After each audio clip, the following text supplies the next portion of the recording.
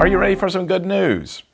If Paul's imprisonment could serve a beautiful purpose, so can your adversity.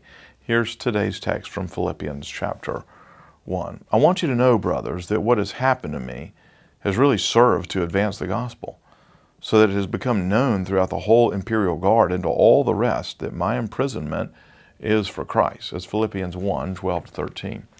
If you're facing difficulty or enduring hardship, God's going to use these challenging times for noble purposes. God authors no evil. God takes no delight in your suffering. But He most certainly is sovereign over your circumstances, which means that He can redeem any situation. Though Paul wrote the Philippian epistle from prison, the apostle saw the hand of God at work in his suffering and in his incarceration. From the time of his imprisonment at Jerusalem through his imprisonment at Rome, Paul experienced riot, 2 years of incarceration at Caesarea, a threat on his life, a shipwreck, house arrest, yet the gospel advanced.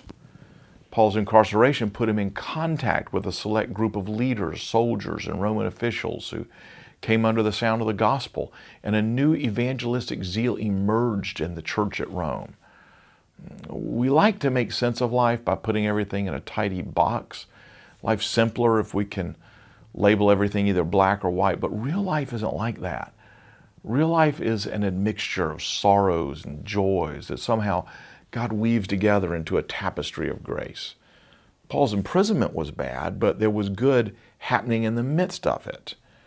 If you were to ask me about some of the greatest sorrows of my life, I'd surely include the breakup of my childhood family. My dad left home when I was in the 4th grade. I've done almost anything to have my parents back together, happy and healthy. But if you ask me about the most spiritually formative experiences that have built my faith, I'd certainly include the sad disillusion of my parents' marriage.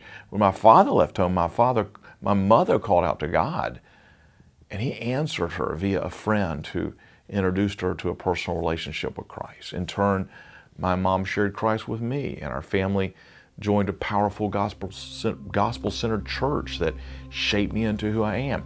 So wrongful imprisonment and marital breakups are bad, but God can use them for the advancement of the gospel. So in that sense, they can be good.